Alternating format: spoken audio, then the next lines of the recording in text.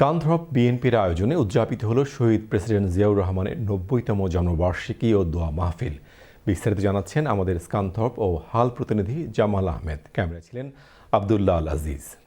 স্বাধীনতার ঘোষক, বহুদলীয় গণতন্ত্রের প্রবক্তা, আধুনিক বাংলাদেশের রূপকার শহীদ রাষ্ট্রপতি জিয়াউর রহমান বীর উত্তমের ৯০তম জন্মবার্ষিকী উপলক্ষে স্কানথ্রপ বিএনপির উদ্যোগে দোয়া অনুষ্ঠিত হয়। দোয়া মাহফিলে প্রধান অতিথি হয়ে ভার্চুয়ালে যুক্ত হন যুক্তরাজ্য বিএনপির আহ্বায়ক আবুল কালাম আজাদ ও সদস্য সচিব খসরুজ্জামান খসরু।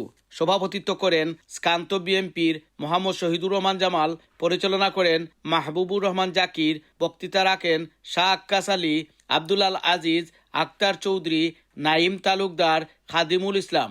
মোনাজাত করেন মাওলানা ফয়সল আহমদ। প্রধান অতিথি বক্তৃতায় বলেন,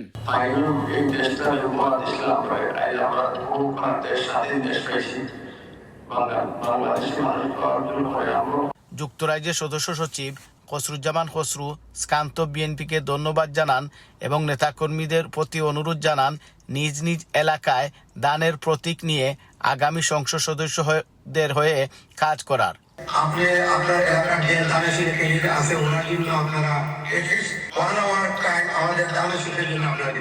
স্কানথ্রপ বিএনপির নেতৃবৃন্দ বলেন, যুক্তরাজ্যের আহ্বায়ক আবুল কালাম আজাদ ও সদস্য সচিব খসরুজ্জামান খসরুর এই নেতৃত্বে স্কানথ্রপ বিএনপি আবারও সুসংগঠিত হবে। Jamal Ahmad, channel S news, স্কানথ্রপ।